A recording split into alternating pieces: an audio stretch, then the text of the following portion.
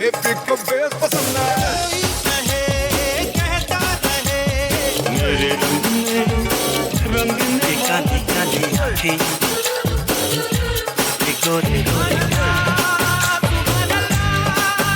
this is Asim. This is Sujoy. This is Amrita. And you're listening to Khandaan, a Bollywood podcast about the three main Khans of the Hindi film industry. Amir, Salman, and Shara. Hi, you're listening to Khandaan, a Bollywood podcast regular feed. Thank you so much for your support over the years. We now have a Patreon channel with bonus content and exclusive merch for those of you who would like to support us. Every dollar goes towards creating more and better content. Visit us at patreon.com/Khandaan podcast. Hi guys, this week's episode we're taking a little break from the 80s Dhamaka series, and we have two things for you. We have the audio version of our live stream that we did a couple of weeks ago, which is available on video format on our YouTube page. So if you want to see our faces and see all of the mayhem that's happening, just go to our YouTube, subscribe there. You can watch the whole video. And we also have an interview with actress Shahana Goswami, which was conducted by our very own Yamini, Papu Charu on Twitter, who was talking about her movie Santosh, which is out in UK theaters now. It's a fascinating conversation, so definitely check that out. Let's start with the interview first, and then we'll head over to the live stream. So, hi Shahana, it's great to meet you. I am Yamini, and I saw the film, absolutely loved it, just brilliant. And I wanted to ask him, so I have questions on the side here. Like this character, like Santosh Saini, she's such a complex character, just navigating like personal loss and all these systemic challenges that are there. How did you prepare for this role? Like, and what aspects of Santosh's journey kind of resonated the most with you? A lot of the prep was just in how detailed Santosh is in the script.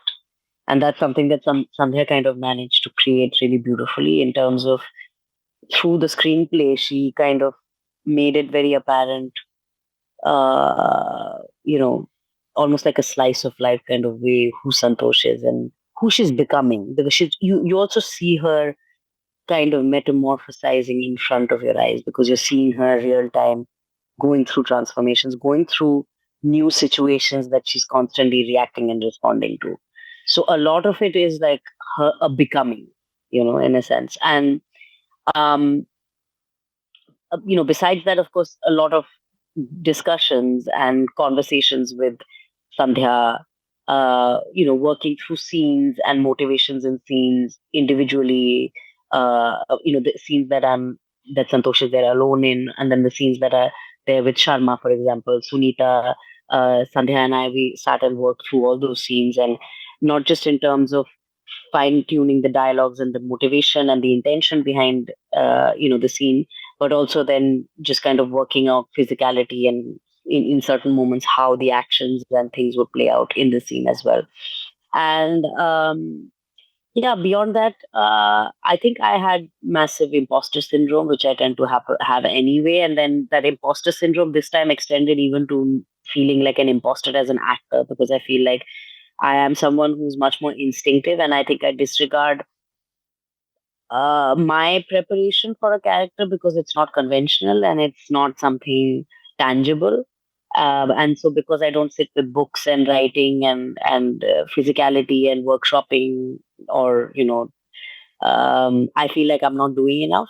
And I tried to do that for Santosh, thinking that I should do it differently and maybe I need to put in more effort. And one day before the shoot, I had a breakdown and cried, and I thought, I'm totally miscast for this. I don't know who Santosh is. I don't know how I'm going to play her. I don't know why they've taken me, and I'm the wrong person for this, and I'm totally unprepared. And then, you just let that steam off, and thankfully there, 1 or 2 days into it, you start finding your groove, and you make what you make with the person that you are in that moment, and everything that you've already done, which you disregard, but the prep that has already gone in, your own intention and your heart and mind and soul being there. And the only attempt that I feel that it becomes more precedent and important than anything else as an actor for film is you have to be present. All the prep in the world that you do has to then disappear anyway, and you have to just be really present, because not just for the scene and the emotion of the scene as it's playing out, but also circumstances. There are things that get shifted around. You cannot be stuck in your ways. You cannot be decided on how something is going to be. You have to have a certain sense of fluidity. So that became the thing, to then just be able to say, okay, I'm okay with whatever comes my way, whatever is thrown at me, and I will be able to navigate that by just being present. Throughout the film, there are like so many moments where like Sharmaji's interactions with Santosh carry this sort of like tension, because it's like this homoerotic tension. I mean, it could be read that way. I feel again, this film does leave you to interpret it in the ways Yes. that it is. And I mean, I was just thinking that like how like you answered it, but also like when you delve deeper into that interpretation of her gaze and behavior towards Santosh in like, the context of like gender, power, and kind of repression within the police force, also like being women. Mm. Um, because at the end of the day, I do feel like this is such a, if A Cab was a film, like this is that, but at the same time, like you sympathize for Santosh, and you were also seeing the situations that she's in, that Sharmaji is in. And Yeah. I want to ask you, like, how did you initially interpret it when you were like actually, because when I was watching, like I said, like there is this sense of like homoerotic tension, but it's uncomfortable, but at the same time, like you're like, "Oh, well, I've been in these kind of situations, so how do you, Mm. So I just want, how did you initially like interpret it when that came up? Like, I mean, I thought it was great because it's something that is so subtle, like you said, that it's it's it's something that, and it's not, the beauty of that dynamic is that even if that were to be a reality in terms of, let's say, Sharma having some sense of, it's not as simple as just that, oh, she has a, crush on Santosh. She is also maternal to Santosh. She is also a mentor. She also sees herself in Santosh. She also appreciates and admires her for, her ability to think on her feet. She is also manipulating and using Santosh as a canvas to, to propagate her own interests and her uh, ideas of wanting to retaliate against the male dominance in that world. She is also and also perhaps attracted to her. So it's so complex. It's not just one dimensional, and not everything that she does can be viewed through the lens of the attraction, or any one of those aspects. And that's what's amazing about it, that um like when she gives her, the track pants to wear, that's also a maternal, it's also a maternal act. It's also an act of a senior, a friend, a well-wisher, and somebody who's attracted to you, who wants to see you dress better, and wants to impress you by doing an act of, kindness and lovingness towards you. I mean, it's everything. So I think that's what was really interesting about, you have a similar moment, let's say, play out with Thakur, where initially he calls her and then feeds her breakfast, and just as she's feeling like, oh my god, he's being so paternal and sweet and loving, and like offering her a room next door with an AC because it must be hot where she is. And then he's like, yeah, come home and help my wife out and take my dog out for walks. So, everything is layered in that sense. And I think that's what I also took from it when I read it, that it's complex, like so many equations. And I'm anyway someone who feels like we label relationships and equations too much in life. And I'm much more interested in the in between, the spectrum, rather than fixed airtight boxes of things. So yeah, I mean, that's, yeah, because I did, on the phone when she does call, it's like written Sharma Madam Sir. So I remember, yeah, I was yeah, like, that's a very interesting way to label it. But also, like, one, the film is, doing the rounds like since Cannes, since like everything. And obviously, as UK's entry for the best international feature, what do you hope like audiences take away from this film? Like, considering the international buzz that's getting, and just kind of the it's really rooted in what India is. Mm. And yeah, so what do you hope that people take away from it? I think my hope initially, I would say, was that people are able to see it with a kind of.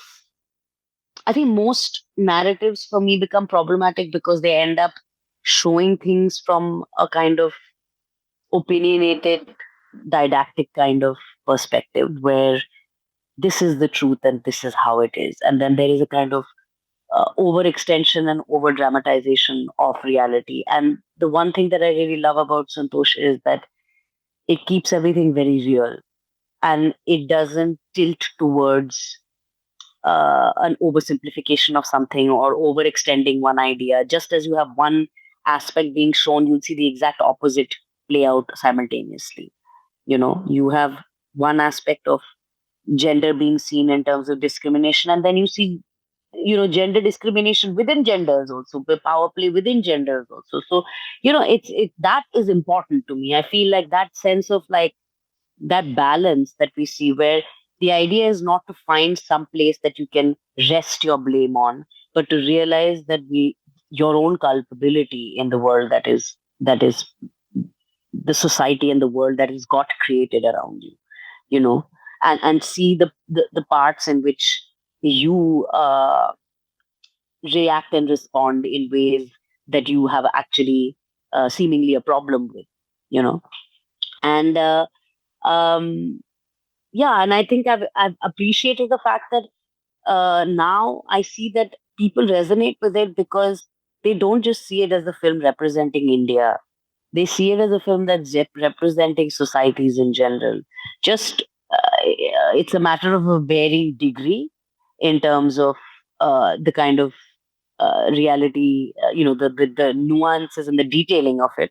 But the overall themes are things that I think people relate to across continents, across countries, and that's what I've realized because it is and it is a film that somehow, like you said, despite all the things that it shows, it creates a kind of sense of empathy for the people that are exhibiting those qualities and are living those realities and who are creating those realities as well because it's kind of just holding up a mirror and showing how things are and it isn't trying to sit on a higher moral ground than and give a kind of and a dictator reality that exists that is somehow inferior to one that should be or one that the maker is inhabiting. It kind of levels the playing field and the viewing field. The viewer is the participant, the observed is the observer as well. So that's something that I feel I've appreciated about, and I look forward to that of the film traveling and being shown in different parts of the world where people can see it also as, like you said, a film that represents India in a truer light, but also represents the state of affairs all over the world. After portraying a character like Santosh, how has it, like, influenced your kind of perspective on storytelling? And are there any kind of particular roles or stories you're now eager to explore next? I think Santosh was also a decision. Before Santosh, I had decided like about a year before that I will only say yes now if I feel really excited or compelled to do something, and it doesn't matter what it is. I've never been someone who is massively calculating in terms of, oh, does this make sense? Does that make that part doesn't really work for me. If I'm feeling compelled or pulled to do something, I'll do it no matter what. And um, Santosh was the first thing that came to me after a year and a half that I felt compelled to do. Before that, anything that came my way didn't seem exciting enough, and so I said no to it. And that is something that I continue to do. I'm also very happy that at the end of Santosh, I the next film that I've done, which I'm in the process of finishing right now, is also an indie film with Bharat Bala, who's making. I think this is his first Hindi feature, if I'm not mistaken, and again a person who has a very passionate and instinctive approach to cinema and to storytelling. And I just found his idea and his narrative to be very sensitive and very subtle and very succinct. Like the scenes and everything, the way it plays out, the screenplay is just very compact but very impactful. And so we're finishing that. It's called Mahasangam. It's got Abhishek Banerjee, Niyat Kabi, and me in it. We're playing a family, father and the children, and it's just about changing family dynamics and kind of over a period of time, and also it's set in Kumbh. Some part of it is set in Kumbh, in the Mela, which we went and shot during this Kumbh, which was also an amazing experience. So that's something that I'm looking forward to as a finished product. I think it'll be quite special. And then there are a couple of other projects which I'm excited about. There are three things that I'm in talks for right now, which are all meant to start in May. And yeah, I'm just waiting for them to get finalized. But these are again things that I feel excited about being a part of and doing. So, two or three of them will hopefully be in motion. And then, yeah, hopefully next year sometime they'll be out. And I did a show in Australia called 4 Years Later, which is an Australian show which released on SBS in Australia, and now we're trying to distribute it in different parts of the world, and it's an English language series. It's a romantic drama, and in that sense, and yeah, I'm really curious to also have. I'm looking forward to for that to be also seen alongside Santosh, because both of them happen back to back, and very very different worlds and different realities. And again, I feel like a representation of a certain milieu of India that people don't really get to see, the English speaking Indian world, and different types of uh, Indian lived realities, really. So, and the immigrant life and the immigration life, and so yeah, these are the things for now. That's wonderful to hear. That's amazing. I mean, all the best with everything. And yeah, thank you so much for taking the time to speak. Thanks. So that was Yamini having a chat with Shahana Goswami. I think Santosh looks very interesting indeed. It's out in UK theaters now. But let's now go over to the audio version of our live stream, which happened, I think, a couple of weeks ago. We will be going back to the 80s Dhamaka series. The next few episodes have been recorded, so they'll be edited. I think Sikandar might come in between those, but let's see how it plays out. I hope you guys enjoyed. We had a lot of fun doing these live streams, and we will be doing more. We also did a Sikandar trailer reaction, which is the trailer dropped in the meantime, and that is also available on our Patreon page. So check that out too. But yeah, let's get started.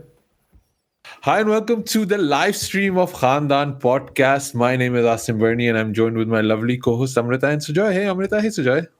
Hey everybody. Hello. What are we doing today? We've not done a live stream in a while. We thought, it's Holi. Happy Holi, by the way, guys. Happy Holi. Happy Holi. Do you guys celebrate? Nah. Not really, but like when I was in Delhi, yes. When I was a kid and stuff, we used to play Holi. Okay. But yeah, so Holi and Ramzan live stream going on. And I think also we've been doing the 80s live stream, 80s, Dhamaka series for a while. And I think we needed a break. I think एक इतनी 80s से दिमाग खराब हो गया थोड़ा like Tridev ने कुछ कर दिया Tridev like just messed some wiring in my brain. I was like बहुत हो गया, I think I need a break.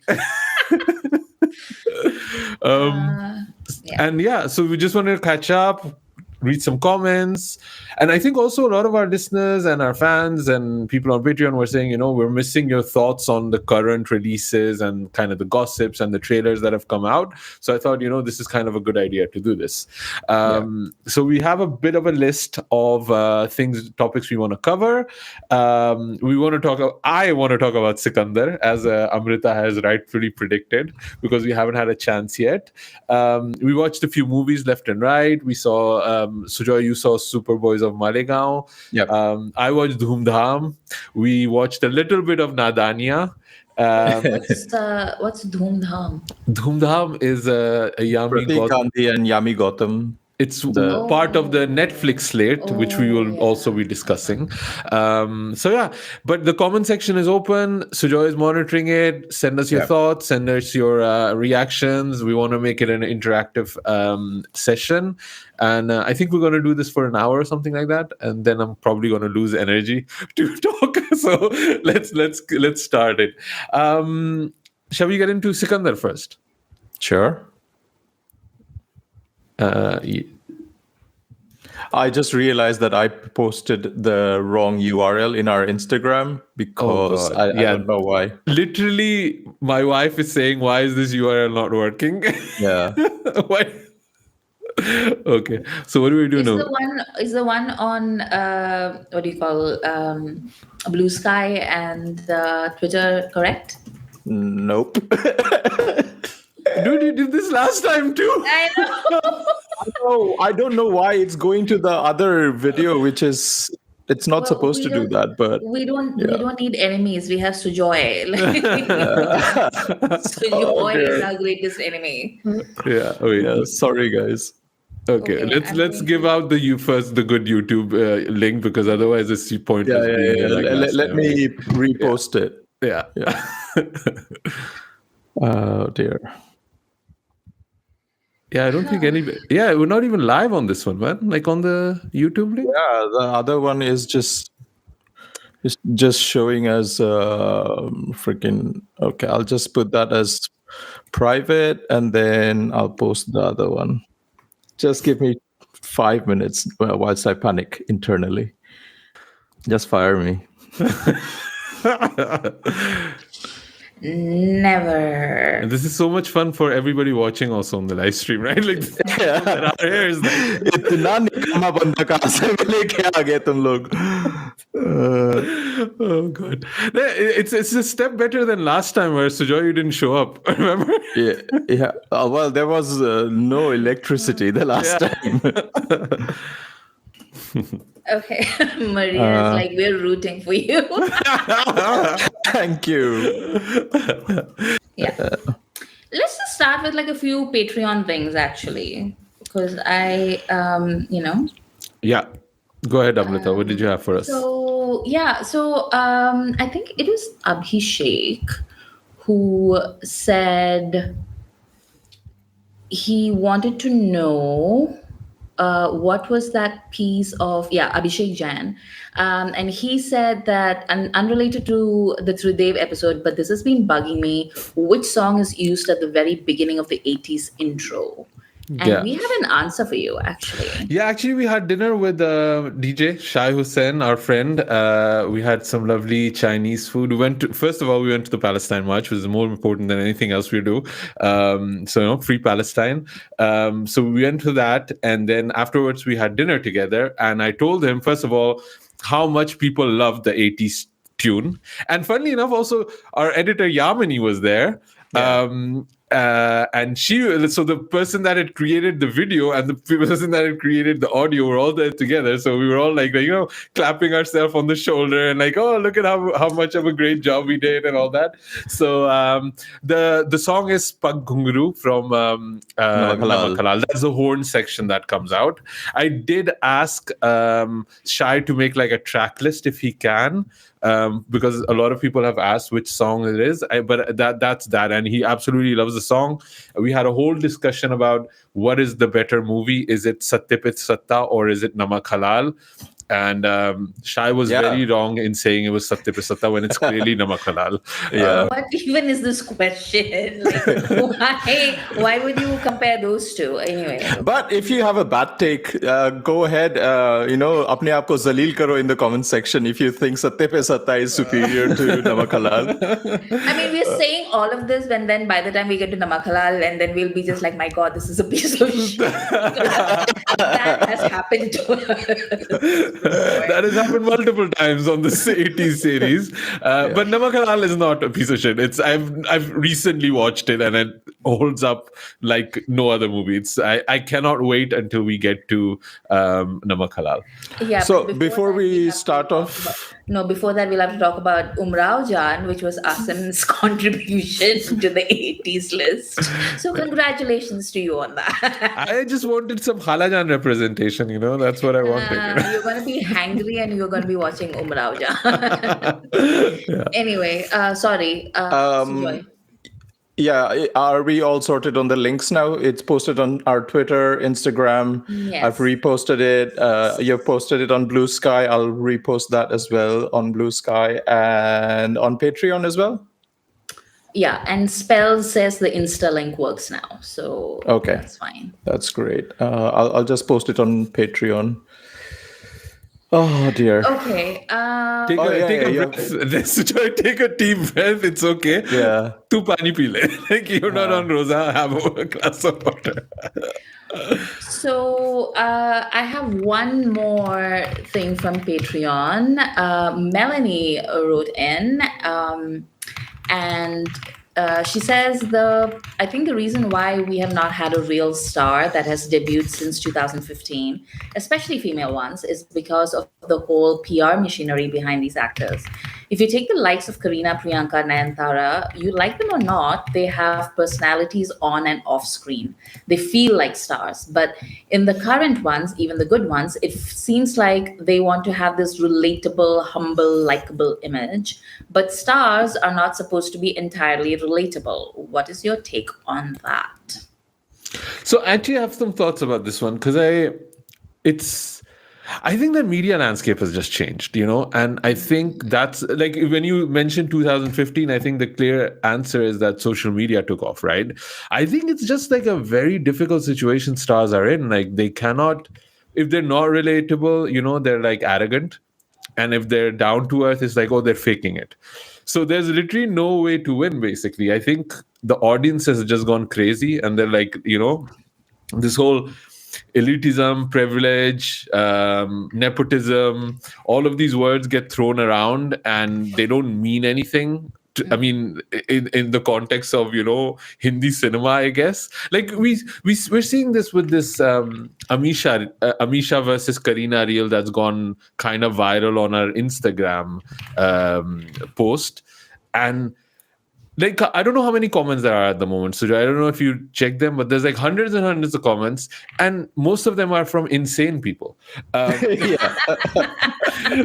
The people are insane, or they're very, very stupid, or they have like reading comprehension, and we're not even the stars. We're just making it's a piece of a podcast that we're recording, and it's kind of like a clip of that. And people are insane. So if I was a star, like we're going to be talking a little bit about Nadania later on, right? Because I watched a little bit of it. Look at the conversation about what's happened with Love Yapa and Nadanya in these last few months. Yeah. There is no winning. Like when Amir's son is taking a rickshaw, he's faking it because he's like being fake thing. If he acknowledges his privilege, then he's just being, he's kind of like, oh, he's doing it for clicks, right? And how can you even then become a star? Like, do you think, like, for example, Janhvi Kapoor, right? She has all the trappings of being a star. She's gorgeous. She dances great. She has amazing screen presence. But if she doesn't acknowledge where she's coming from and kind of talks to you at a level, the amount of hit she would be getting would be even more than she's getting now, right? So I just don't think there's any winning anymore. And also I don't think you can not be on social media. I don't know what the solution for this is. Yeah, I think, and I've said this before, that there are, like, we've all just become really petty and nasty and mean over, and I've seen that take place, and it's just, I don't know if it's just the kind of people who have now gotten access to the internet and, they've never had to try and be polite and they're just like, and I don't think a lot of these people understand that they're talking about real life people, who have feelings and emotions and are, like, it can't be like right now, I don't know if I should talk about this right now, but I think I will. So after Nadanya came out and it was pretty much trashed, Ibrahim got into it with some Pakistani critic I've never heard of, and whose original comment I have not seen. But apparently, he said something about Ibrahim's nose. And this is a thing that I have seen. Like, a lot of people, even in real life, have been talking about Ibrahim's nose, which is not something that he can control. Like, you can learn how to act, you can learn, you can lose weight, you can do a lot of things. But like Kushi did do something about her nose, and then everybody was just like, look at her, she's plastic, look at what she did with her nose. And Ibrahim Yeah. is like showing up with his actual nose, and everybody's like, look at that, like it's a beak, like people are like really mean about it. So apparently he went into the DMs of this dude and called him an ugly piece of trash and said, stop being like so obsessed with my brother and me, because apparently he also talked about like them all being good looking or something, and said like, just to stay off. And then this dude is all like, that's the fire I wanted to see, bro. And I'm like, why? Like, it's just weird unemployed behavior. It's that Shahrukh thing, right? Like, all they want is a selfie.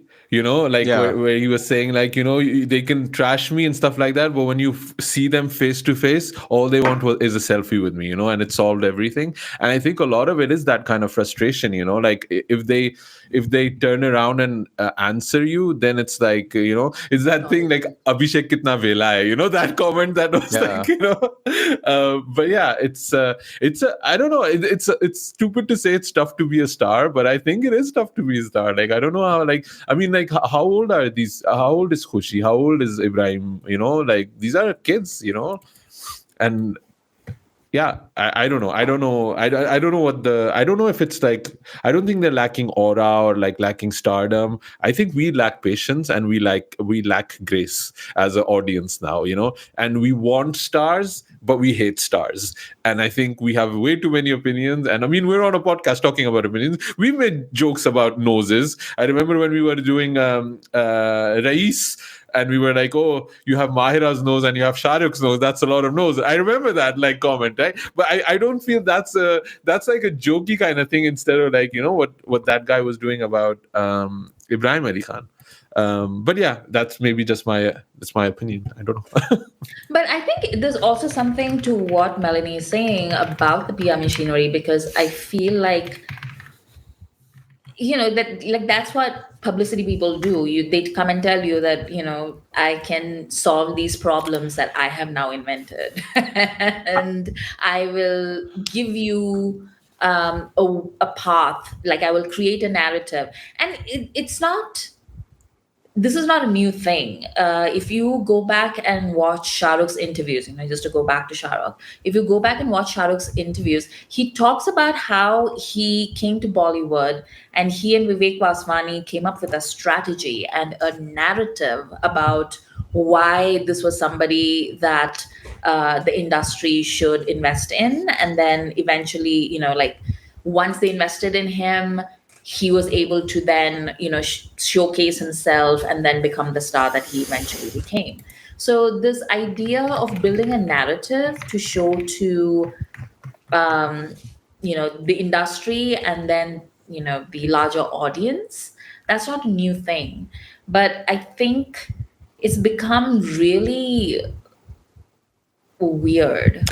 I also think there's a lack of talent in PR.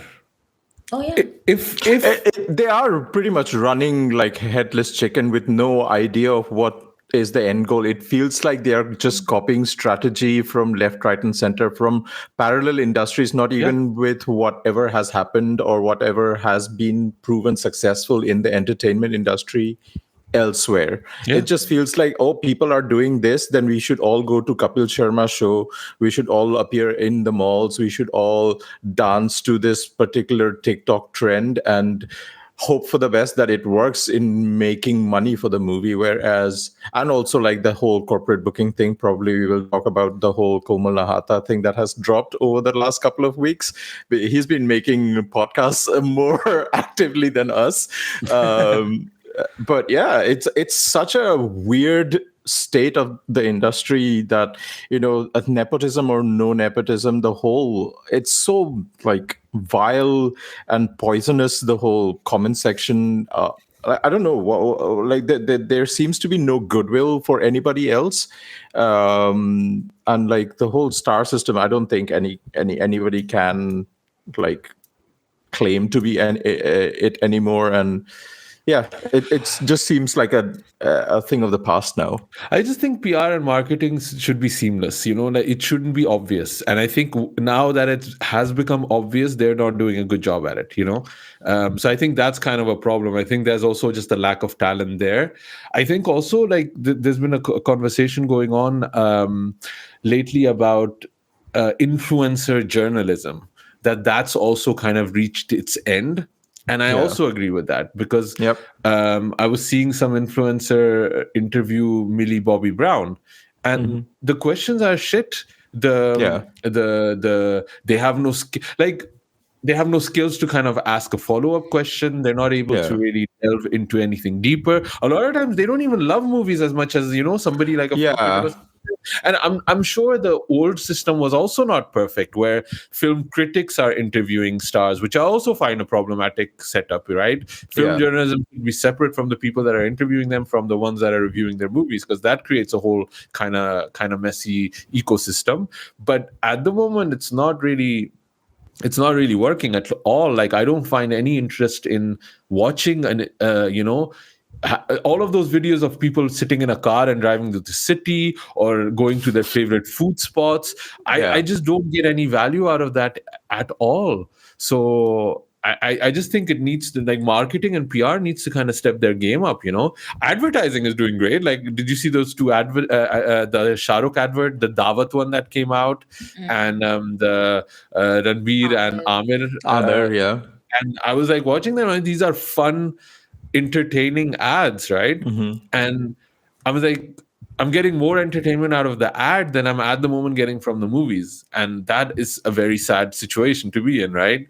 But yeah, and also like the massive fails, like the Bade Mian Chote Mian mall setup where they were throwing shoes at them. Again, that's a massive PR failure. Like, it's insane to me that happened, right? But there's just a lot of untalented people doing what they're doing. A lot of that has to do with Shah Rukh.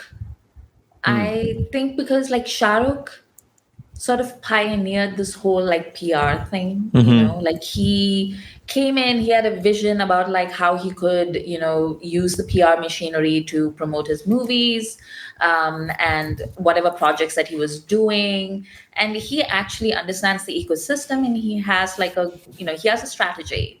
And I think he was the one who was driving all of these things for himself. And then other people looked around and they were just like, well, if it worked for Shah Rukh, then maybe it'll work for me. And then it just became like a cascading effect, and everything just went downhill from there. Yeah. Just worse and worse versions of the same thing. And now that Shah Rukh isn't doing press conferences anymore, and he's just doing like these very like managed events where he'll come and talk to his preferred person on stage. You're seeing that kind of stuff happen with other people too. And I'm just like, y'all need to just figure out what works for you rather than what works for Shah Rukh. Because what works for Shah Rukh is very specific to Shah Rukh. Yeah. Shah Rukh is Shah Rukh. And that's also like, I remember when Love Yapa came out and people were ragging on Khushi and Junaid for not having enough pizzazz or energy when they were doing all these promotion things. And I'm like, yeah, because it's hard work. Yeah. And not everybody can do it. Like, it takes not everybody is Ranveer Singh, not everybody is Varun Dhawan. Like, to get on a stage and be that, unself-conscious. You might say that that's your job, but that's actually not the job that these kids are looking at. These kids are looking at a job in front of the camera. Promotion is a whole other side of the business. Yeah, it's a different skill set as well.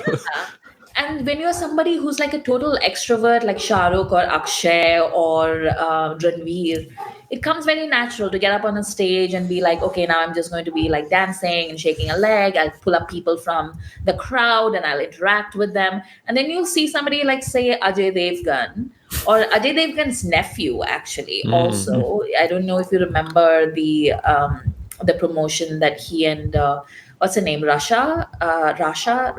don't know how to pronounce her name. Rasha Tadani, Ravina's daughter. Ravina Jr. Yes, Ravina Jr. and this dude's promotional efforts, and that girl, like, God bless her, like she's 19, she's full of pep, and she's very much like, like old school in that way. So she's out there dancing, shaking her leg and like doing the dance moves and everything, and this dude is just standing there like hopping from like one foot to the other and looking like he wished the earth would like swallow him. Yeah. And it's because he like really hates being there, and he's probably really anxious and having a really bad time of it. So yeah, it's I kind of blame Shah Rukh for all of it. Sorry. Shall we start blaming Salman? Shall we talk about Sikandar a little bit? Yeah, sure. Asim is dying like before. Asim is so optimistic. My God. I was optimistic for a week. Yeah. So the trailer came out for Sikandar, and the two songs dropped Zora Jabin and Bum Bum Bole, which is, one is a holy song and one is kind of like a Muslim coded song, I guess, like as Muslim as you can get, like without being safe. And it's like, I liked it because it was like slightly Muslim coded, and it's like jaldi jaldi holy song nikal do warna zyada Muslim ho jayega, like bach ke raho, Yeah. Like Farah Khan is doing the choreo, Salman is dancing, Sajid is producing. It's too much Muslim. We cannot get the holy one out quickly. So I had a little video that I made after the trailer came out where I was slightly positive about the movie. I thought Salman looked good, which you took umbrage at, Amrita. But I think he still does. I think even in Zora Jabi, I think that kurta and all that looks nice. I think it looks nice. He looks terrible in Bum Bum Bole though. Yeah. And then my two worries that I had is, I don't think the casting with Rashmika works at all and shouldn't have happened. And secondly, I don't think Murgados has the marbles anymore to deliver a good, decent movie. So those were my three things. Salman looks good, Rashmika doesn't pair well, and Murgados is not able to deliver. Sujoy, you had some thoughts on that. What do you think? Zora Jabi, forgettable. Bum Bum Bole, even worse, is my take, pretty much. I just feel like I'm going into this movie with the lowest of my expectations because my fingers have been burnt before. And like, it just feels like we have to endure this again. Like every time we hope like there might be something different, and I just feel like, because the songs aren't great, guys. The songs just aren't great. Songs are really not good. Like it's such a it really depressed me.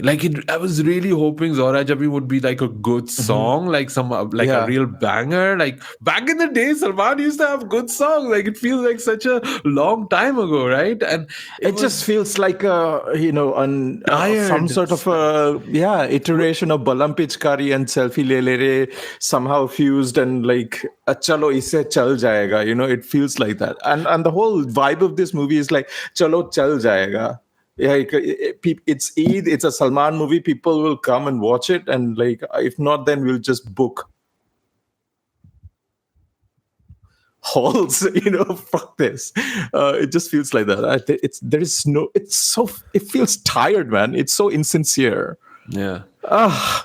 Even in Zora Jabi, when Salman started rapping, and I was like, I think I've seen this 100 times already. Like, like how many times is he going to sit down and like do the rap thing? It was like back in Maria and Partner, he was doing this, like it's been ages. Like, I don't know. Yeah. And the whole, the Bum Bum Bole thing, I think they sort of revealed It feels like there is a minor spoiler in that song where Rashmika is the only one wearing like a safed kurti and a salwar kameez or whatever, and it feels like she's a ghost. So she might be like Ashwarya and Aishwarya Rai, yeah, Mohammed. pretty much. And this Kajal Agarwal, who's looking at both of them with very much like contempt in a way. I don't know. I can't read anybody's expression. I don't know what's going on. There's too much like pink smoke to really figure out what's going on. Yeah. Amrita, thoughts on Sikandar? Do we know what the story is for Sikandar? Do they know what the story is? I think apparently they're still shooting the movie, so I don't know if they figured it out. Is it a remake of something? Because the weird thing is like a lot of people are behaving as if they know what's happening. And I'm like, I don't know where you're getting this from, because we've had that teaser, which was just Salman being like, like I'm gonna, fuck things up. And then we had Zora Jabin, which, okay, Rashmika, fine. Like, she doesn't have any chemistry with Salman, but then I can't remember the last heroine who had chemistry with Salman, like Katrina to a certain extent, but that's about as far as I can take it. So, I'm not really that fussed about that. But Rashmika did look good in Zora Jabin, I thought. Yeah. I thought she looked. I thought she looked great. I think she dances. It's fun. Like like she's fun in it. So. But all I can notice in both of these songs is Salman's wig. Like, you're like, you're a billionaire. Like, get a better wiglet. I don't like. I can see the edges of the lace front. Like, like it's just. And he used to have better hair pieces. Like, I don't know what's going on. Like, it's going just downhill or all over the place. And I mean, like, we don't want to, like, we just were complaining about, noses. So let's not talk about hair now. But it's just the team around him. And I was even surprised that Zora Jabi is directed by Farah Khan, because it didn't feel like a Farah Khan. So I had to rewatch it after I knew. And I was like, okay, it does have some Farah Khan elements, the way the camera moves, and some of the quirky sides where he's rolling out the carpet and then there's hearts on the carpet and he's doing a dance move and the floor lights up. So there's a few of these and a lot of like purple shading, which made me think of the Mehuna songs, the Qawwali songs. So I guess I can bring that out from Farah Khan. And they seem to have a really good time shooting the song. But again, it's like, I wish we had a good time watching this song. Yeah. It pretty much feels like, when Sajid Khan used to release his behind the scenes footage, and like everybody on set is having fun, but the movie is really crap. Yeah. No, it's a shame. And somebody sent you a burn, Asim. Nani Kaur wrote, Asim talking about hair sounds cool. Yeah. No, the thing is, we're still going to be watching it because it's Khandaan, basically. We're not paid to do this, but yeah, what else are we going to do? So we're all going to go in a group to watch it together. And we'll be reviewing it on Khandaan. So let's see. I just want it to be bearable. I cannot stand another Kisi Ka Bhai again. You know? Yeah, when Sujoy was talking about like how his expectations are low, I'm like, how can it possibly be lower than Kisi Ka Bhai? Yeah. But we'll see. We have been proven wrong, Amrita. This could be a totally different low. From the live chat, Melanie writes, "Hi, Salman is tired. He should take a break and come back. Where is the charm that he used to have? The last Salman film that I enjoyed is Sultan, and that is a very good performance." I agree. He is tired. Like even in the documentary about his dad, like Angry Young Men, about Salim Khan and Javed Akhtar. I was really taken aback by how Salman appeared in it, because he looked like he was in pain. And I don't know if he's been ill. Like, has he been? No, he has been ill. He's had health problems. I think also like the stress of having like this death warrant on top of his head also kind of thing. But like apparently a lot of fans were saying that Zora Jami he shot with 2 broken ribs. Oh wow! So he does. The thing I think with Salman is like he's an industry on his own. Like he's feeding so many people. So if he doesn't show up, all the people are just like, without jobs and money and rent money, so he just kind of shows up and he's just forced into these things. But yeah, I don't know if even like, I don't know about the break thing, because I do agree with that Akshay thing where he says, if I make less movies, do you guarantee those movies will be hits? And no, I don't think that's the case. But it's just that I think he's just surrounded with bad people that are not advising him on good movies, not bringing him the right projects. He's not working with the right filmmakers anymore. He doesn't have good costume people anymore. He doesn't have good hair and makeup people anymore. And I don't know what's going on. Yeah, I think that's kind of the thing. He's probably loyal because that we've seen throughout his career, that he's always like working with the people that he's, always been working with. And I think they have just not been upping their game enough anymore. And I think that's showing in the movies. I do wonder, like one last thing about Sikandar, I do wonder if Salman will go through with what he said when Ekta Tiger 3 flopped. Not Ekta Tiger 3. What do you call it? Tiger 3, right? Like what do you call it? Tiger 3. When Tiger 3 flopped, I remember him saying that next time, even I'm going to just increase the price of my tickets. And after seeing how well that worked for Pushpa 2, I wonder if Sajid Nadiadwala is going to do that for Sikandar. And say what you want, like Samad is a star. Like there's not that many people that can kind of create the kind of fandom and the furore that he can. He still is it. It's just not being channeled in the right way, especially not in the last 5, 6, 7 movies we've seen. It's been terrible. So, and I don't know. Sikandar is probably not going to be great, unfortunately. Even though I thought it would be, I was positive about it. But yeah, I'm still kind of like. Excited for it, Tiger 3 450. Yeah, dude, this is not an argument. It's not, like, come on, like I just want to pick up on this because this comes up a lot. It's like Tiger 3 450 is a crore. It's a flop. It's not a good movie. I don't care about the box office. Like they can engineer this the way they want. I, as a fan, go into the movie with expectation. I come in disappointed. I don't care how much money it makes at all, man. Like it doesn't.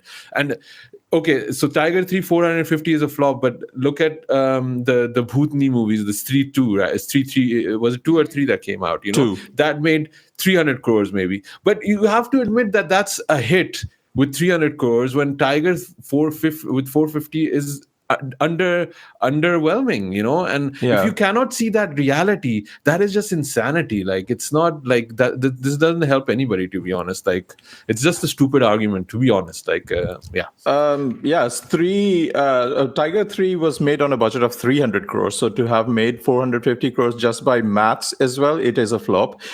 Street 2 on the other hand was made for a budget of 120 crores. It made 874 crores at the box office. That's crazy. That's crazy. A Salman Khan movie to make a Yashraj war spy universe Salman Khan movie to make half of what Street 2 made. It's insane. Yeah, it's like somebody amputates your leg and you're trying to put it together with super glue, like it doesn't make any sense saying this kind of stuff. Like it doesn't make any sense to me. But yeah, let's move on. Shall we talk a bit about Netflix, or do you want to talk about some of the movies you watch first? I'm going to talk about Super Boys of Malegaon. Go ahead. Nobody has been talking about it enough. I think it is probably one of my favorite movies of the year. It will be by the end of it. Like it feels like something, last year when we all watched Lapata Ladies and thought like this will be in our end of the year list. It feels like that movie. It is so much full of heart. It's I want to be accurate about this. It's based on a documentary that came out in 2008 by Faiza Ahmed Khan, who made a documentary called Super Boys of Malegaon, or Malegaon Ka Superman, based on these people who are in a small town in Maharashtra called Malegaon, where they made like spoofed or sweded movies, basically, of Sholay, of Shan, and then eventually made one on Superman. And it's just that whole movie about movies and the passion of filmmaking, the craziness, the drive, but also the friendship aspect of these people. The conflicts, the love stories behind the scenes, and then eventually overcoming all those obstacles faced by them. It's about the social hierarchy of this Muslim people in this Muslim town, making this very small movie industry of their own, and to overcome all of that. And it's also got a similar sort of a story arc that we have already seen in other Excel movies like Rock On, where Luke Kenny is the one guy with a terminal illness, and they all come together to bring the band together. It's almost like that. A lot of people who have seen the movie, which is the Rima Kakti fictionalized version of that documentary, or written by Varun Grover, have really praised it, but not a lot of people have seen it.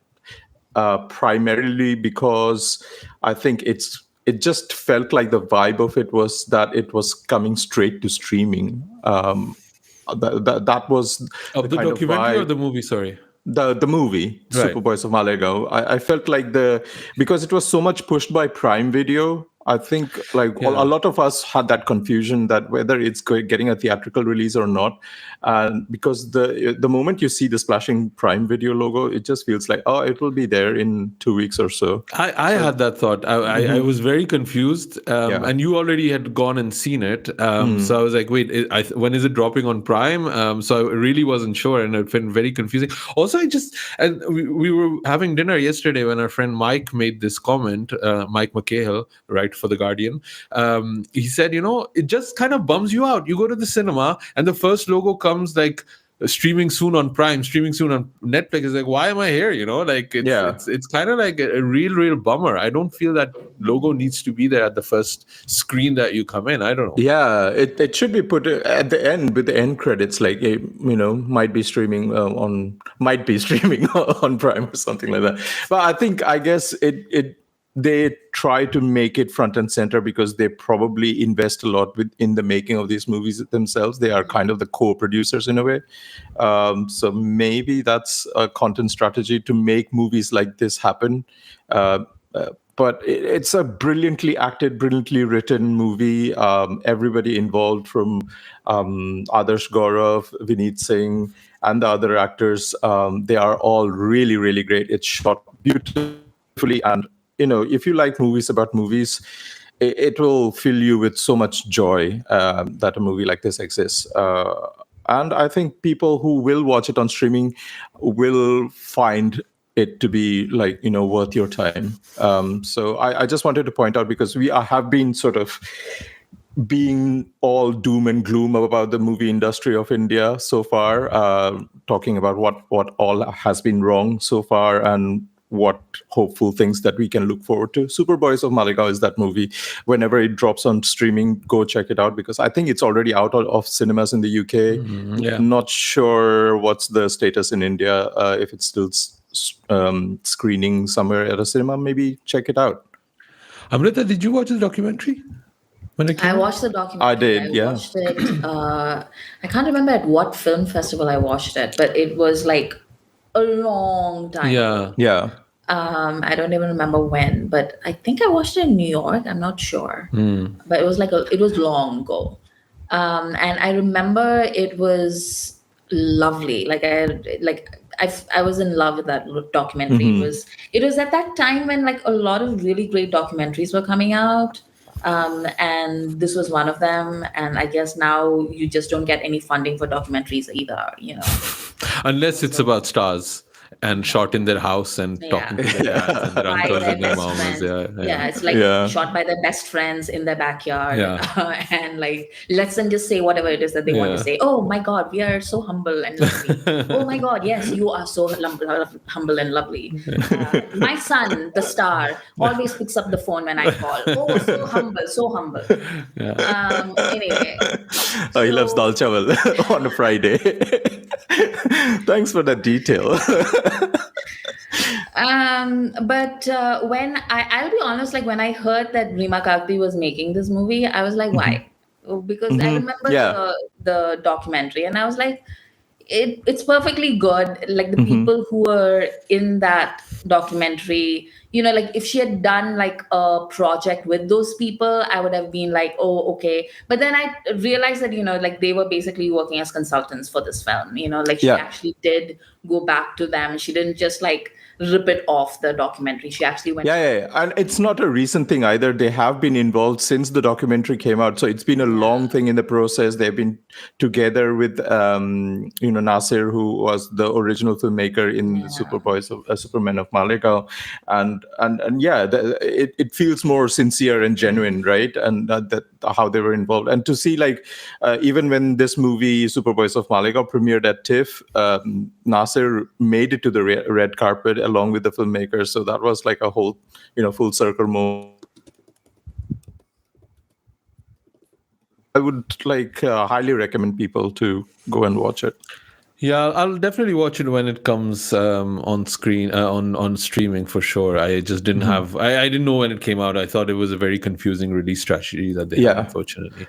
We have a lot of questions going on. Should we pick up some of them? Apparently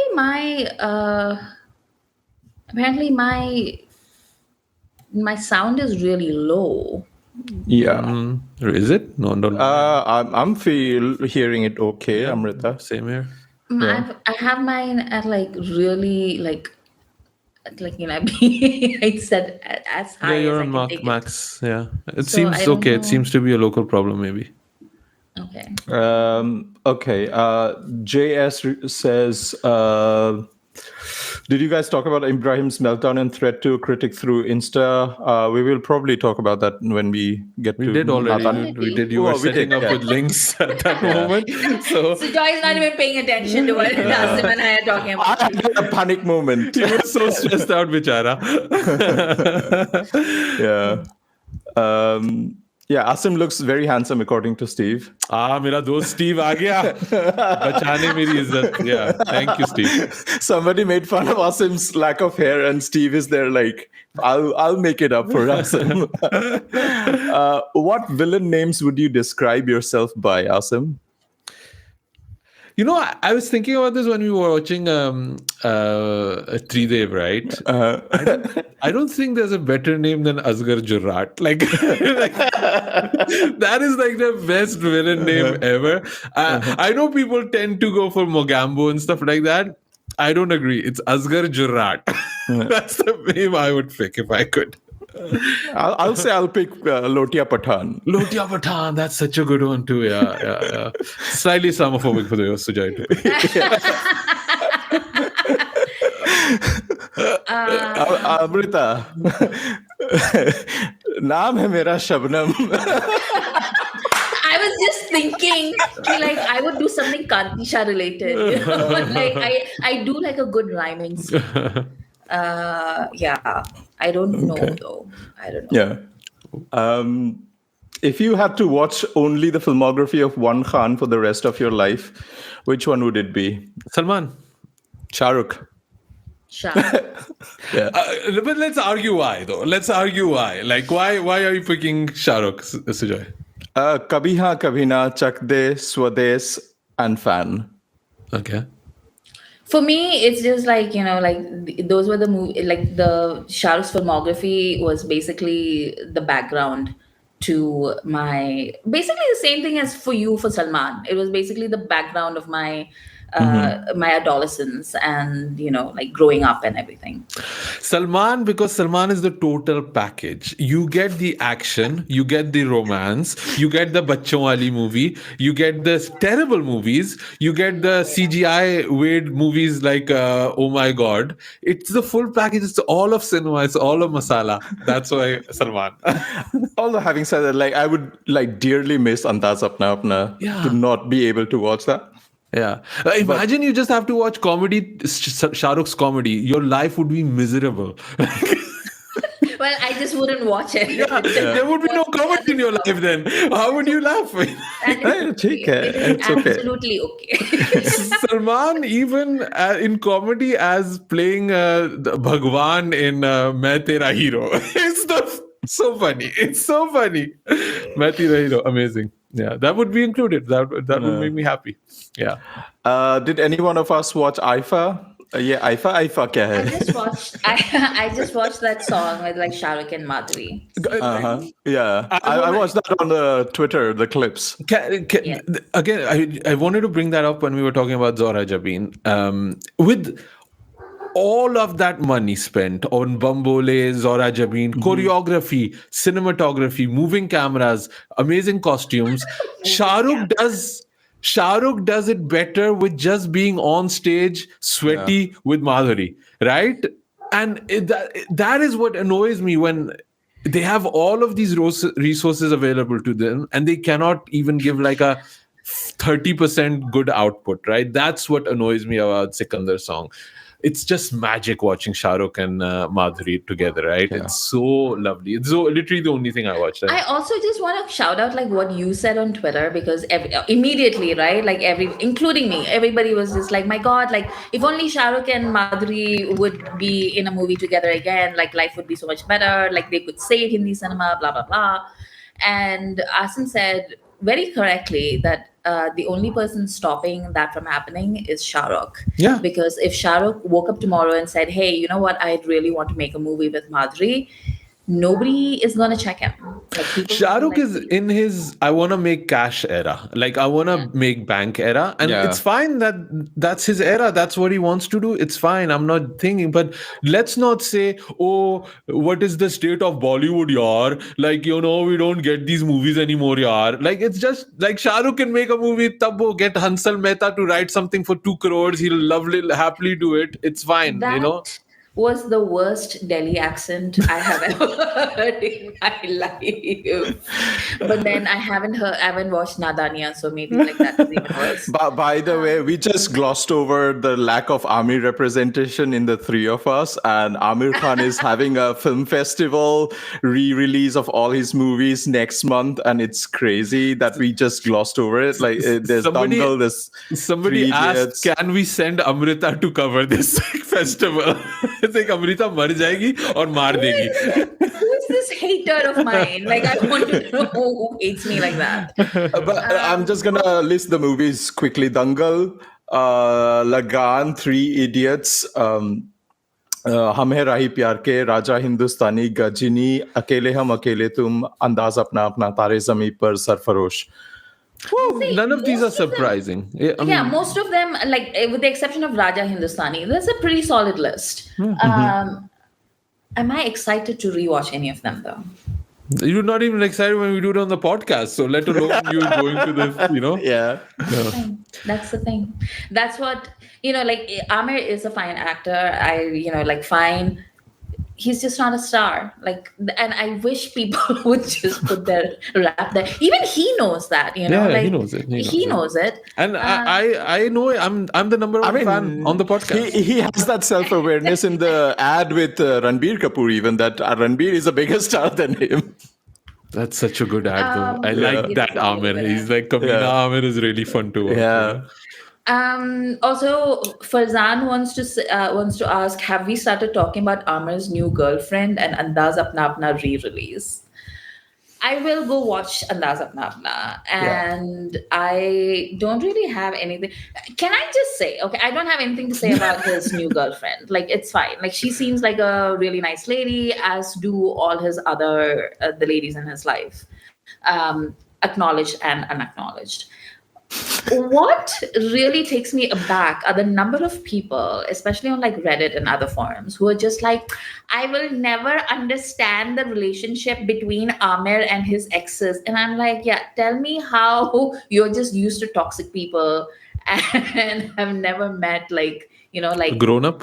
yes. Yeah. Like he's divorced, but he has like 2 kids with Reena. He's divorced, but he has like a kid with Kiran. And now he is dating a woman who's basically a few years younger than he is, and it's like very age appropriate from the sounds of it. Or at least I think so. I'm not sure how old she is, but she sounds age appropriate. And they're all like like really good friends, and like it didn't work out. It's fine. But people people are so weird about it. People are just like, what does Amir do? Like, what kind of magic does he? He doesn't have any magic. He's just like a person who knows how to be like, not a dick when he's breaking up with someone, which is great. You should try that sometime. So the Fatma Sana Sheikh thing was never. I think it was true. I think It it was, was? true, but I don't know what happened. So, but Okay. she don't want to talk about it. He doesn't want to talk about it. So, Shall we talk about the Netflix later a little bit? Yeah. yes. So Netflix. This came out a while ago actually, but we never got the chance to talk about it. It's like We were too deep into the 80s, so we didn't have internet there. there were no streaming in the 80s, right? So they brought out this promo about all of the movies that is dropping this year and on Netflix, and there's a bunch of them, and we kind of want to talk about that a little bit. A few have already kind of released. One being Dhoom Dham, which I watched and actually quite enjoyed. It's like first of all, I like Yami Gautam. I've said this many times, and I think that slight slight tinge of fascism in her makes her more attractive. It's a thing. It's a pattern, Asif. Like, kind of like this long list of questionable choices where I'm just like, really? This is what? Okay. I call it the Priti Patel syndrome in UK. Like one day Asim goes to like march for Palestine, and the next day he's just like, Yami got them. Yeah. So no, I just think I like her. So, and the second thing I also like about some movies is like one night, like movie set in one night. Yeah. And that I also like. I feel the trailers don't do justice to what the movie is, because I thought it was like, oh, they're all chasing Yami. Like it's basically they get married. It's an arranged marriage. And Pratik Gandhi's playing it's Pratik Gandhi, right? Is his name? Yeah. Yeah, he's playing the same guy he's playing in that other movie where they went to Goa. Madgaon, right? He's playing kind of a very similar character that gets married to Yami Gautam, who's clearly amazingly beautiful and like very like Jeet coded.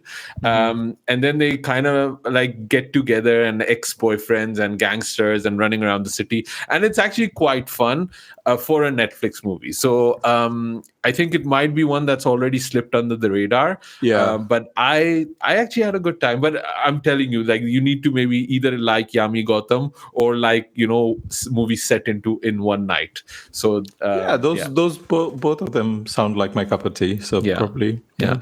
The second movie that also has already come out is Nadania. Let's get into it.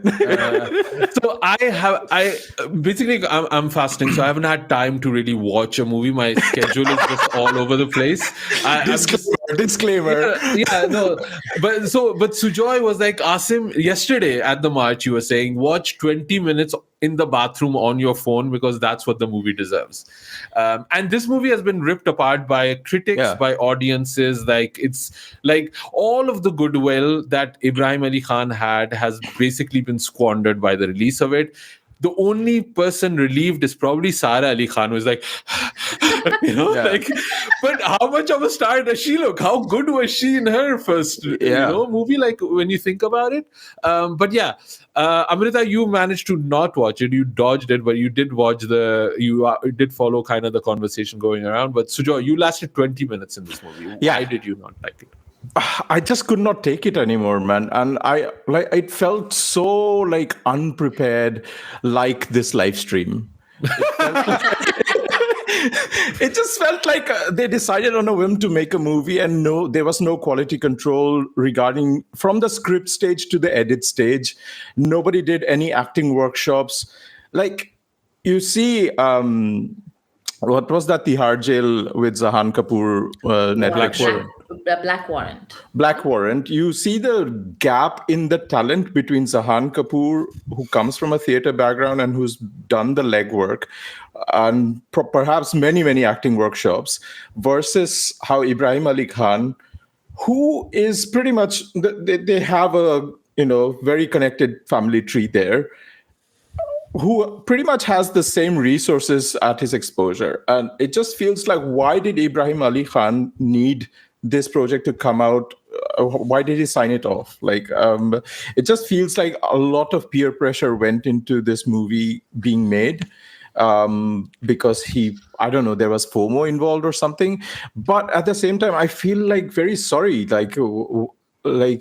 He probably did not have any say in the decision making. Somehow it just went I don't know if he anticipated the backlash to be this humongous, because the movie is just terrible, and it's not just him or Khushi. It's just the writing, the direction, and the talent involved at every single stage. It's just terrible. It's just terrible, all across the board. And even all the nostalgia that they could have played into with Mahima and Sunil Shetty being in the same movie. There's Diya Mirza and Jugal Hansraj. It just feels like nobody even cared about these people. And yeah, it just felt like a meh, this was sort of pushed as Netflix's 2025 one of the big lineups, right? And it just, what kind of a terrible movie is this? So I have an alternative take on this. Okay. I watched the first 20 minutes, and I ended up watching around 30 minutes because I was actually there's a shot that happens in this movie where Khushi looks up and screams, "I have a boyfriend." And at that moment, I knew that this movie has completely miscalculated how it wants to present it. This movie is a Disney show. You know those Disney shows like Hannah Montana? Yeah. That's what it's supposed to be. And I don't think that that language has been communicated to the audience, that this is the tone we're trying to strike. I have one big objection to that, because when it's trying to do that, it also injects Miss Braganza. So the direct connection to Kuch Kuch Hota Hai is there. So the expectation is set to Kuch Kuch Hota Hai. I thought it was just kind of like an MCU kind of thing. Like, we're in this universe, like Miss Braganza got like a promotion. She's like the head of the school. And I thought that was kind of fun. Like, I thought it was fun to have Miss Braganza back on, and everybody's still like, oh, Miss Braganza, she still has that effect. So, but me, I'm very pro nepotism, just generally. I like it. And also, like, a lot of people are complaining about Ibrahim Ali Khan. I think he chose this project because on paper it looks good. It's a dramatic project. It's on streaming. It has like the right people backing him. He felt safe, probably. The thing is, like, people complain about his talent, but we saw Parampara when it came out. Like, we know his dad's debut. We saw all of those movies, and he's not that bad. Like, he's not as bad as Safe was when he's not as raw when Safe came out. I just think it's kind of the people just made him everybody's imaginary boyfriend, and when the reality hits of real boyfriends and imaginary boyfriends, the reality it hits hard. Yeah. I think also the styling is not good. Like, the way because it has like the very Disney lighting, very harsh lighting. And I think that when people talk about the noses and stuff like that, it's not flattering the way the features are lit, because it's very harsh lighting.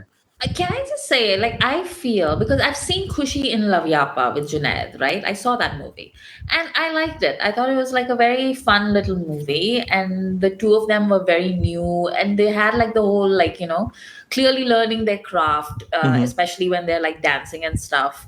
You can see them like counting their steps and like trying to hit their mark and stuff like that, But it was a pretty fine like movie. And then when this movie came out and people were posting clips from it, because that's what we do now, and I cannot begin to tell you how much I loathe that practice, by the way. But people are posting it all over social media and dissecting it out of context, of course, I'm sure. And I was really taken aback, because I thought like Khushi was a lot better in Love Yapa. And Archie's. And Archie's. Yeah. And I think the reason why Nadanya comes across as so bad, and the performances especially, has to do with the director. Yeah.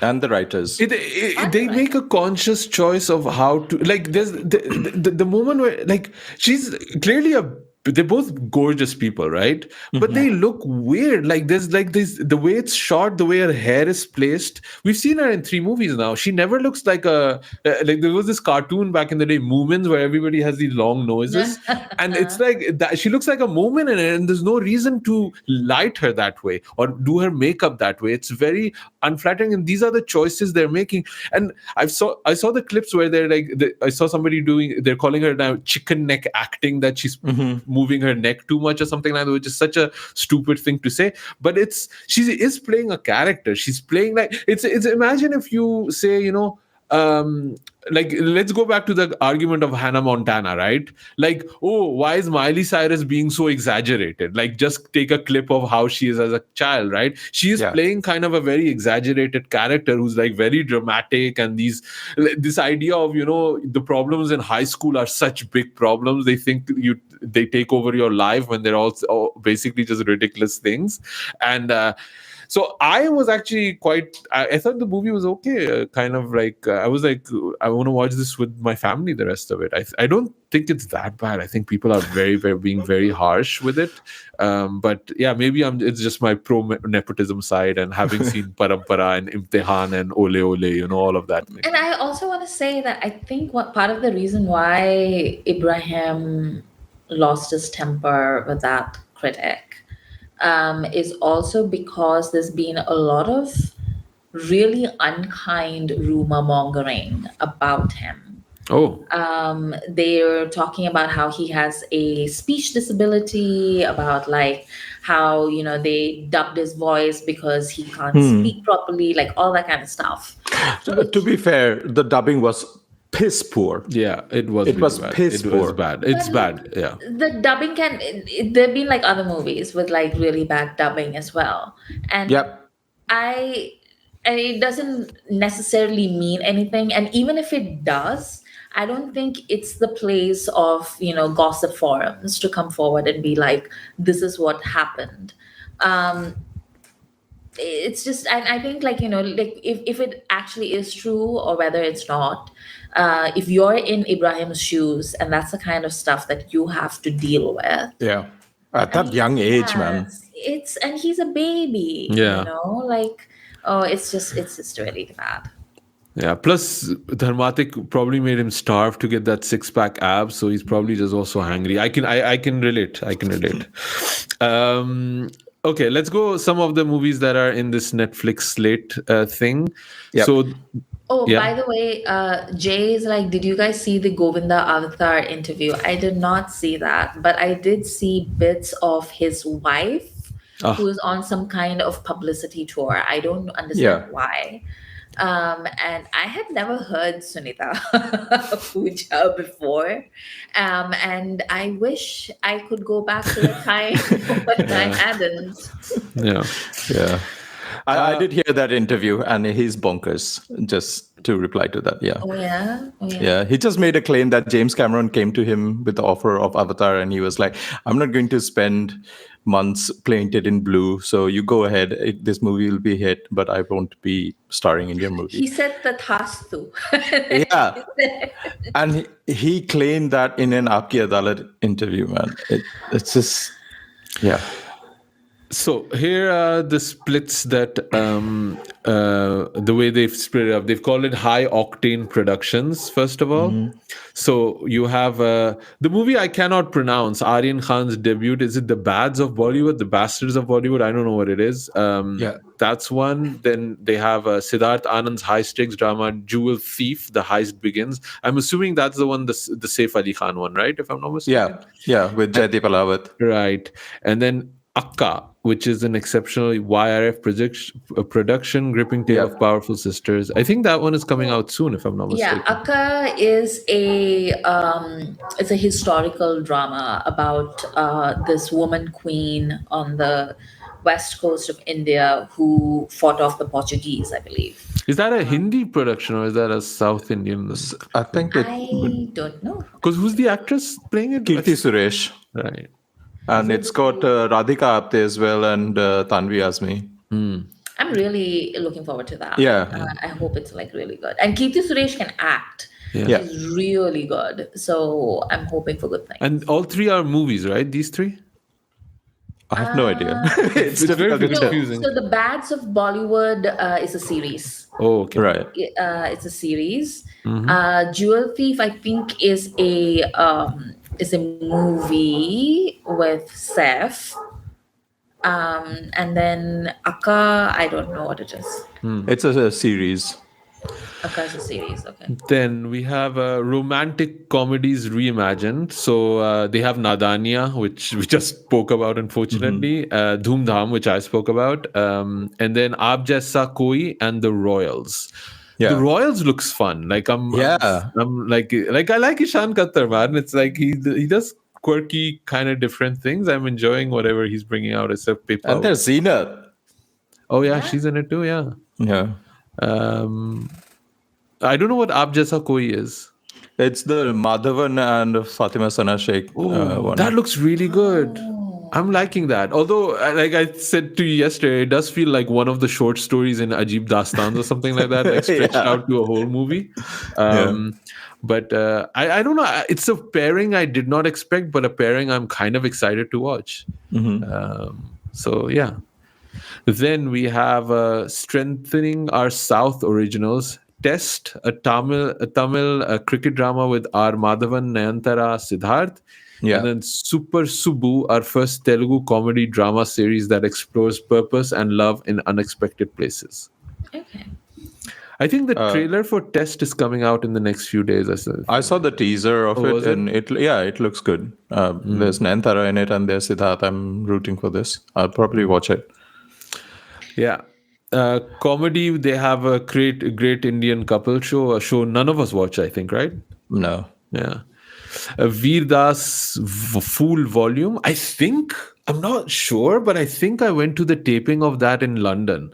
Okay. I'm not, he didn't give it a title, so I'm not sure.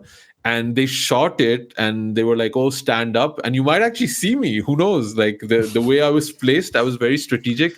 And this bald head, like the light shines and then it goes like that, so there's like an aura like I'm Jesus. So that's the advantage. So if that's the one, you might see me.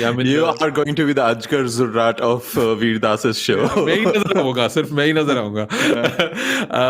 So if that's the one, if that's the thing, it was enjoyable show.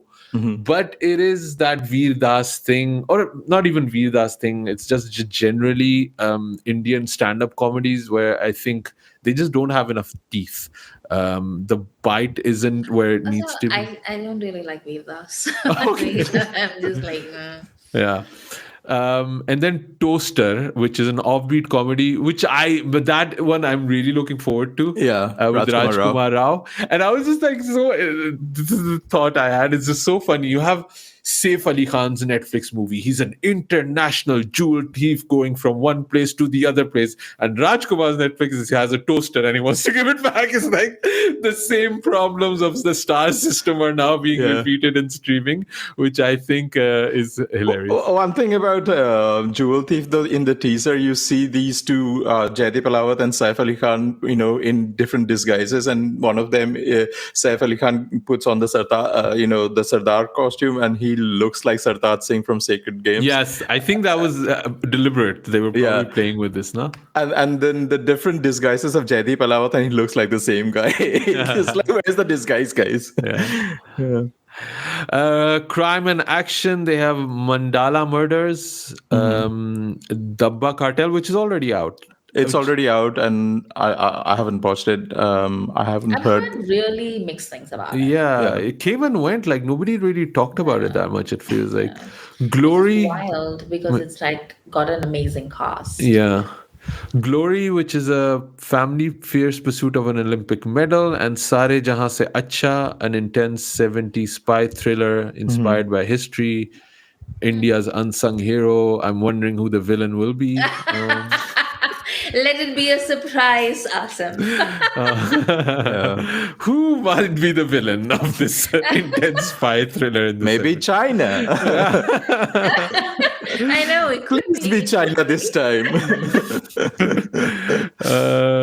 Then So then returning favorites. I'm excited for this. Yeah, Khaki, which I liked. Khaki, I didn't know if you guys watched it or not. I watched like half of it. I didn't complete it, but I'm really excited about the Bengal chapter because it's got Bubara, Prasenjit Chatterjee, and it's got Shashwato Chatterjee as well, and it's got Jeet, which I hate. Rana Naidu, which we all gave up on. I don't think anybody ever watched this. But Kohra But was... Arjun Rampal is coming back in Rana Naidu. What do you mean comes back? Like he's making a comeback. Yeah. Oh, no, but he was in Jeetega to Jeetega. You know, he's already made his comeback. Oh, okay. Cracked. Jeetega to the movie that only Asim remembers. You should watch it. I was saying you should watch Crack. Okay. Jeetega to You should watch Crack. Just put that clip out of context. You should watch Crack, guys. You should watch Crack, guys. Kohra, which was good and intense, and then Delhi Crime, which I've not seen the first 2 seasons, but I might watch season 3. I'm thinking of it because I knew that the first one were very like gruesome, and I wasn't in the right state of mind. But I'm actually season 2 wasn't as gruesome. Wasn't as, right? as season 1. So. Yeah, I don't think I'll have time to catch up on season 2, so I might try to just jump in and like if they're just like case based, I think I could probably jump in season 3, so it should be fine. And then we have Anuja, a short film which is already released. I've not watched it. Dining with the Kapoors, which we've made fun of these kind of movies already. But I'm gonna watch it still. Of course, yeah. I love the Nepo babies. Which Kapoor are you most excited to watch in Dining with the Kapoors? Kareena. I actually want to know, like, I want to hear like Randhir talk about it because he's like the last of that generation of Kapoors, very sadly. And one thing I'll say for Raj Kapoor's sons, none of them had a filter, whether it was Rishi, Randhir, or Chimpu. None of them had a filter when they were talking about, and they would be like things that people had gossiped about for years, and like there was no confirmation, and then they would just like randomly Rishi Kapoor would show up and be like, of course my father was having an affair with Vaijayantimala, my mother left the house, and I remember very clearly, what is this woman saying that she never had an affair with Raj Kapoor? I remember.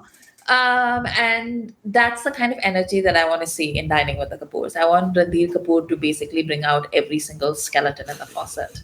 I wished we had like early mid 2000s Bebo in this documentary, like not like not like Lady Bebo we have now, Lady Nawabi Bebo, because that Bebo would have been fun, but we don't have that Bebo anymore. I don't know. Yeah, I'm looking forward to this. I think when you compare it to the Roshans one, right, which I just don't think they have enough meat to have a documentary, and especially not, but the Kapoors definitely do. So I think that is something that I am looking forward to. I think that's it in terms of slate for Netflix.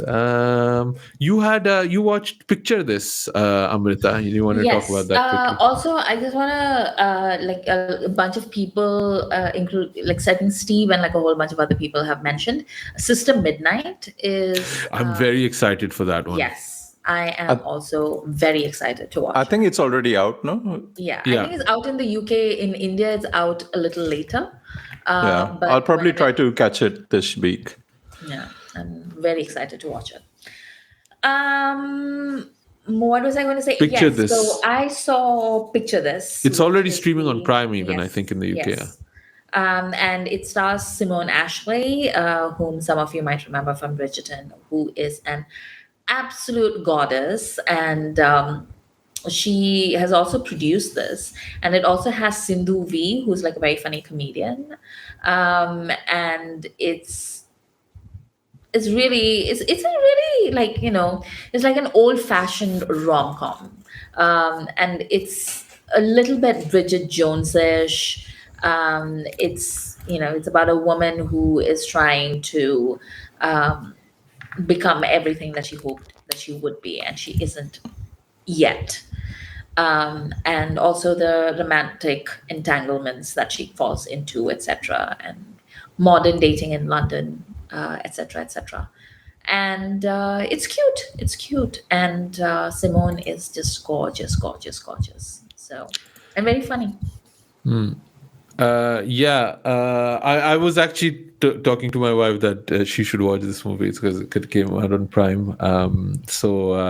It looks fun though. It looks fun. I've seen some clips. Asim Chaudhry is in it, who's always really, really fun. By the way, can I just mention? So there's also there's this show called Delhi Boys on Hulu. I was I just think you gonna guys- talk yeah. about that. Yeah.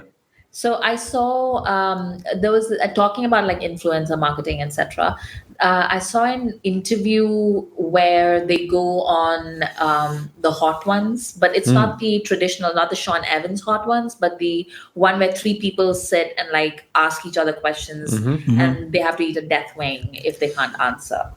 And it was Asif Ali, Purna Jagannathan, and I think the third guy's name is Sagar Sheikh, if I'm not mistaken. And the three of them were having this thing. And at some point, Asif Ali, who is Pakistani American, I believe, and he asked Sagar Sheikh, who is Pakistani Indian, to do like a 6 degrees of separation between him and the Indian actor who shares his name. And I genuinely thought he meant Saif Ali Khan, and instead of saying like, shares my name, he meant like an anagram of his name. And no, he meant Asif Ali, the Malayalam actor. And he was like talking about like, apparently, I don't know, like he has like a bridge because Asif Ali worked with Parvati worked with Irfan, Irfan worked with somebody else who also worked with Asif. Yeah. And I was like, I'm a Malayali girl who grew up in Delhi in like the 80s and 90s. And I cannot begin to tell you how taken aback I am to hear not just like Indians, but like South Asians in general talk about Malayali actors with that level of familiarity.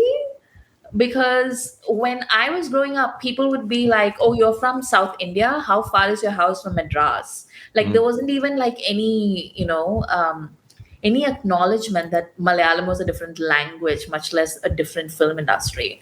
And now people are talking about Asif Ali. He's not Mammootty. It's not Mohanlal. He's not like like one of the big stars of Malayalam cinema. He's talking about Asif Ali, who's like a very good actor and who's like made some very successful movies. But I'm just like really taken aback. Anyway, just wanted to say that. By the way, Delhi Boys, not Delhi. I don't know how Delhi. different said, but in pronunciation is an amazing show. I've finished the whole thing. It's just 10 episodes. It's very snappy. Every episode is around 30 minutes.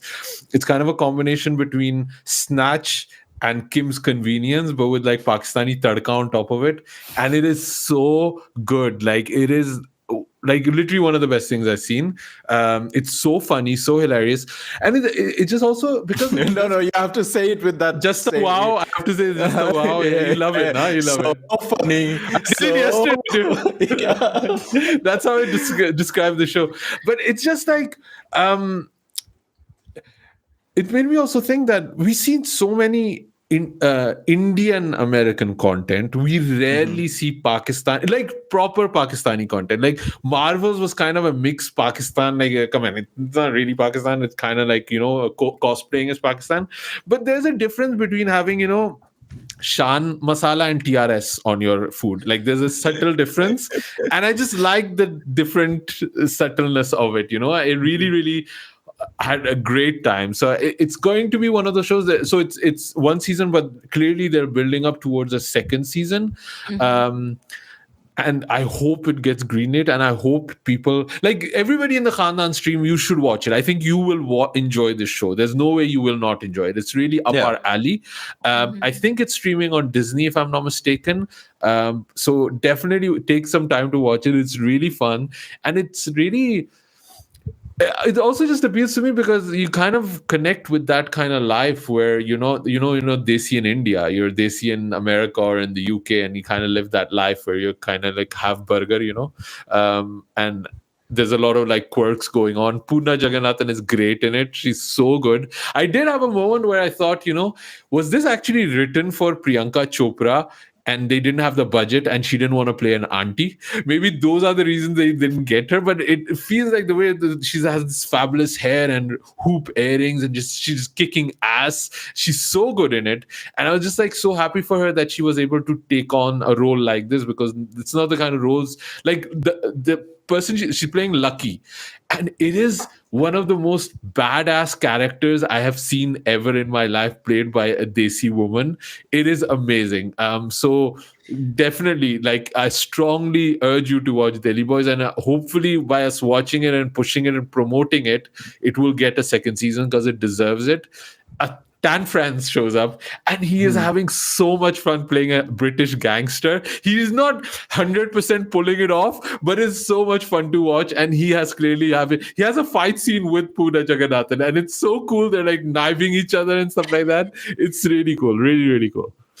I think Amrita, you sent us that clip of them choosing their favorite Bollywood movie, and Tan France chooses Hoon Bari Mang, which is also on our 80s Dhamaka. It will appear at some point. Maybe Tan France is listening to 80s Dhamaka, and that's why he thought of it. Cool.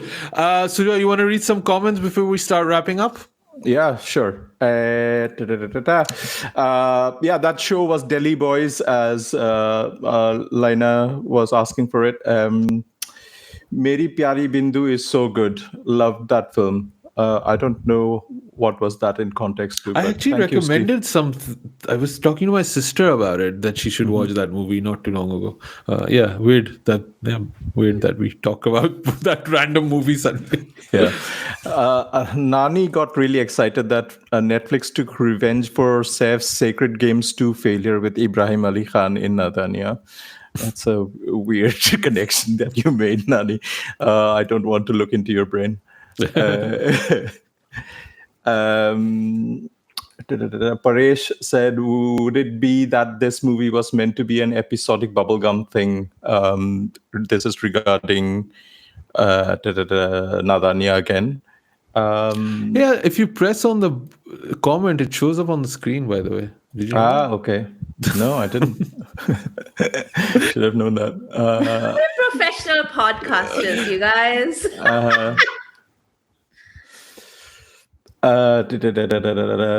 Okay. Steve mentions that Radhika Apte, Shan Prashar made a movie. What? I don't know. Look, I did it. Yes. Thank you. Sister Midnight. Yeah, I'll be catching that this week. Any comments on IFA award winners? I don't know who won, and I don't care. I think we all lost, basically. Yeah. I wish they'd bring back Bombay Begums. I really enjoyed that series. Do you remember Bombay Begums? That's the Pooja Bhatt one, right? Is that the one? Yes. Yeah. Yes. I remember it just was one of those movies where it's like, we hate our kids kind of thing. All our kids suck, and we, all our teenagers, and they all suck, and they're all doing drugs, and we hate them, and they hate us. And also, like, weird sexuality in that show. I remember, like, I didn't know. I don't know. Yeah. Finally, this will be the last comment that we read. Priyanka Chopra in a Rajamouli movie. Which one is that? Oh, yeah. She's in the new Mahesh Babu movie that Rajamouli is directing. Oh, you were asking what she's doing yesterday, no? Yeah. Yeah. So she's doing a movie. Yeah. That explains a lot.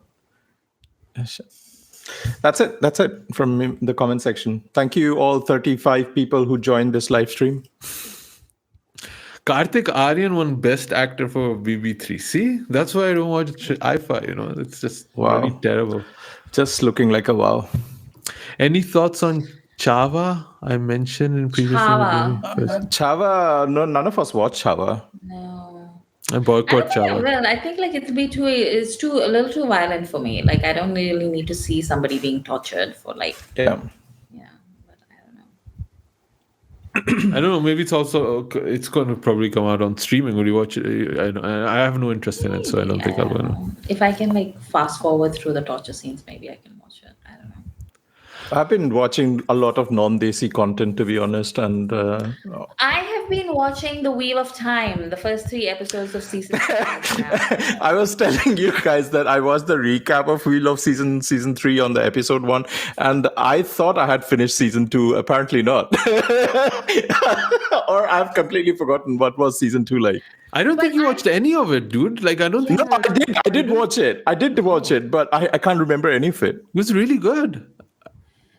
So season 3 so far is way better than season 2, and it also so remember, I don't know if you guys remember, but last season I was like telling you guys that there's this particular scene with Matt that is my all-time favorite scene of a character in any book, and it's just Matt being a badass, and this is the first time that you see Matt being a badass. And I thought that they had cut that from the series. But in season 3, it's there, and I was so happy, and they do it really well.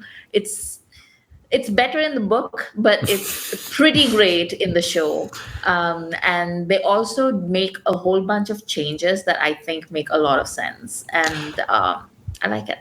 I remember also when we were talking about it last season, it just felt that they were still constrained in terms of budget. And I think now they've just unleashed the money bags. And I think I'm really excited to watch it. I just didn't get a chance to do it. But I actually really want to watch Wheel of Time 3. And yeah, it's just crazy that they're continuing making the show. Nobody's watching it, it seems like, except the people that are like fans of the books. But I'm glad they are. Like, I'm invested in it. Like, yeah. Yeah, it's crazy that this show got 3 seasons now. Yeah. And Rings of Power is still struggling. Yeah. No, I'm excited. Let's do an episode when we're done, Amrita, because I want to talk about this quirky little show. Cool. Okay, guys, that's it from all of us. Sorry for the snafu again about the link. I'll try to be better next time. Cool. All right. Bye. Bye.